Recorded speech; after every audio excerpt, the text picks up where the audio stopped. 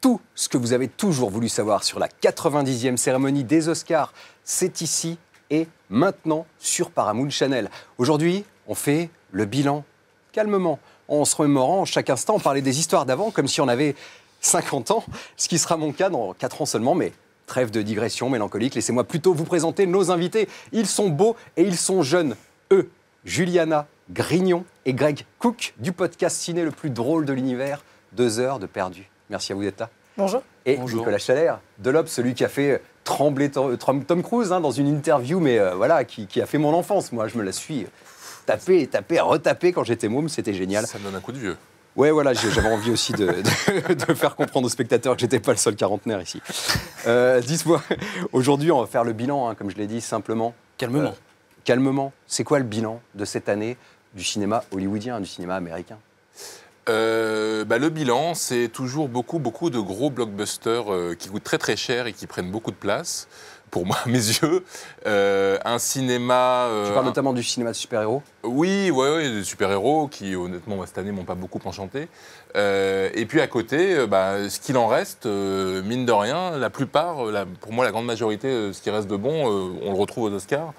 Je ne dis pas que tout est bon aux Oscars, mais en tout cas, ce qui était bien cette année, à mes yeux, à part, je trouve dommage que le James Gray The Lost City of Z n'y soit pas, mais James Gray aux États-Unis est considéré un peu comme Jean-Pierre Mocky chez nous, donc c'est... Alors The Lost City of Z, j'allais dire aussi que c'était un de mes regrets. Voilà. Mais The Lost City of Z est sorti en 2016. Non, il est sorti en 2017 aux États-unis. Ah bon, ah ok, d'accord, j'avais vérifié, donc c'est une erreur de ma part. Non, il est passé en festival avant, mais il est sorti en 2017. Ouais. Il est sorti c'était après... le meilleur film de l'année. Il est sorti après la France aux États-Unis. Pourquoi il ne se retrouve pas nommé ? Parce que James Gray est complètement négligé aux États-Unis. Pour eux, ce n'est rien. C'est-à-dire que c'est un cinéaste qui ne fait pas d'entrée, qui a beaucoup de mal à monter ses films. Ce film, il a galéré pendant plus de 10 ans pour le faire. Et il avait failli le faire avec Brad Pitt, hein. Il devait le faire avec Brad Pitt, qui finalement n'est plus dedans. Et pour moi, c'est un des plus beaux, voire un des plus beaux films de l'année dernière. Et voilà, c'est un cinéma qui est vraiment un cinéma qui découle des années 70 et qui est un cinéma que les grands studios aujourd'hui évitent et ne veulent pas. Et c'est pour ça que c'est presque étonnant de retrouver Three Billboards, qui est aussi un héritier de cette époque. Juliana, The Lost City of Z, c'est un film qui t'a beaucoup plu aussi ? Ouais, c'est un de mes films préférés de l'année du coup passée. Et je trouve ça aberrant que James Gray, qui quand même signe des films qui sont excellent et fait un vrai film de cinéma surtout. On rappelle, avec, James Gray, c'est The Immigrants, c'est Two Lovers, c'est Little Odessa, c'est The Yard, La nuit nous appartient. Et là, il va tourner dans la savane, dans la forêt tropicale en Amazonie. Ouais. Et il va tourner en péloche et il fait un film magnifique. C'est une splendeur absolue. On vous le conseille, vraiment, c'est... Selon moi, c'est le meilleur film de 2017. Ouais, et du coup, je trouve ça aberrant qu'il ne soit pas là. C'est assez triste. Mais alors, dans les films qui ont été retenus aux Oscars, donc je rappelle rapidement, Call Me By Your Name est nommé à l'Oscar du meilleur film, Les Heures Sombres, Dunkerque, Get Out, Lady Bird, Phantom Thread, Pentagon Papers, La Forme de l'eau, 3 Billboards. Tu penses que c'est une bonne sélection, Greg ? C'est original, enfin tout le monde le décrit comme original, moi je ne l'ai pas trouvé hyper original, c'est juste une histoire de vengeance. Ce qui est original, c'est l'histoire des panneaux. Donc je pense qu'il a sa place, mais pour moi, c'est pas le meilleur. J'ai beaucoup aimé Call Me By Your Name. Il y a une petite touche européenne, et donc, on est un peu chauvin, c'est les Oscars, mais on a envie de trucs européens.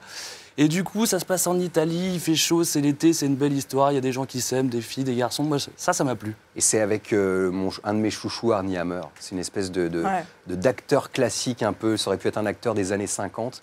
Il est fabuleux, cet acteur. Vraiment. Vous l'avez vu dans The Social Network, c'est lui qui jouait les deux jumeaux. Les deux jumeaux du film. Il jouait dans Nocturnal Animals, il avait un petit rôle aussi et il a joué dans The Final Portrait, qui n'est pas encore sorti, je crois, mais qui... Le Clint Eastwood, J. Edgar, où il était l'amant de Hoover, que jouait DiCaprio. Ouais. Mais après... oui, pardon. Mais c'est intéressant, parce qu'on voit aussi... moi, le choix des films, je trouve qu'il est plutôt cohérent et de bonne qualité. Je critiquerai plus certains. C'est une sélection classique. Mais c'est une sélection classique, et on voit aussi qu'il y a des thèmes du moment, quoi. C'est-à-dire que Get Out, il y est aussi parce qu'il y a eu une polémique il y a 2 ans. C'est un petit film, Get Out, mais c'est un film que j'aime beaucoup. Moi, j'aime beaucoup Get Out, mais Il y a 5 ans, je ne sais pas si, vu le niveau des films, il y aurait été, et puis aussi parce qu'il y a eu la polémique sur le fait qu'il n'y avait pas beaucoup de représentation des blacks au cinéma. De la même manière que Lady Bird de Greta Gerwig, qui est un film que j'aime vraiment beaucoup, mais c'est un tout petit film. Est-ce qu'il serait là aussi s'il n'y avait pas la menace de la polémique sur il n'y a pas de femmes nominées aux Oscars? Donc c'est marrant, comme de toute façon, les Oscars sont aussi un reflet des polémiques du moment, de ce qui se passe. Colin By-Your-Name, pareil, la question LGBT, tout ça, Colin By-Your-Name, il est aussi là pour ça.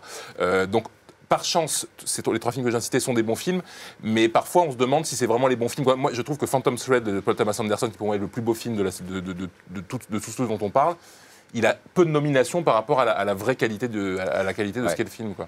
De toute façon, Paul Thomas Anderson, c'est un peu un espèce de... Il est toujours mis de côté aussi pour les Oscars. Enfin, moi, je trouve ça dingue que ce mec ait jamais eu d'Oscar dans sa vie, vu Magnolia, enfin, vu les films qu'il a signés. Il a eu le meilleur scénario pour Magnolia, je crois. Oui, mais en meilleur film, mais surtout, il avait eu l'Ours d'Or à Berlin, il a eu plein d'autres récompenses, et il est toujours boudé, parce qu'on a l'impression qu'il vient détruire les États-Unis. C'est ce que tu disais aussi sur James Gray, quoi. Dites-moi juste rapidement, la France a été cette année, mais alors blackboulée de l'Oscar du meilleur film en langue étrangère dès la présélection. Pas de 120 battements par minute, par exemple, pas de Tuche 3 nommé à l'Oscar, ni Danny Boone. On se demande bien ce que ça vous paraît normal ou 120 battements par minute, ça aurait peut-être eu sa place, Julie. Greg, allez. Moi, je ne l'ai pas vu. Je suis désolé. Peut-être que ça aurait eu sa place. Ouais, je me pose des questions sur Valérian. Valérian, c'est français ou pas? Parce que là, pour le coup, c'était grosse français, production. Bien sûr, c'est EuropaCorp. Mais les Français, il faut savoir que pour les films étrangers, chaque pays présente un film. Dans chaque pays, il y a un comité qui choisit un film représentatif du pays. Cette année, on a présenté 120 BPM. 120 BPM, je pense que ce n'était pas une mauvaise idée, parce qu'effectivement, c'est un film très contemporain dans ce qu'il raconte. C'est un film qui a touché énormément de monde et a raison. Après, je pense que c'est un film aussi qui est trop cru et trop européen pour les Oscars, ce que je déplore aussi. Et ils ont préféré choisir un film qui s'appelle Fantastic Woman, une femme fantastique, qui est un film chilien.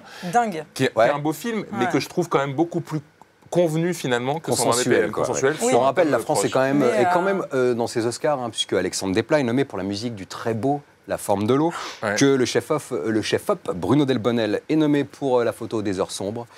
Et puis enfin, Émilie Georges, la coproductrice de Call Me By Your Name. La France est quand même aux Oscars. C'est fini déjà pour ce buzz spécial Oscar. On se retrouve très bientôt sur Paramount Channel. Merci à vous d'avoir été avec nous et merci à vous de nous avoir suivis. À bientôt.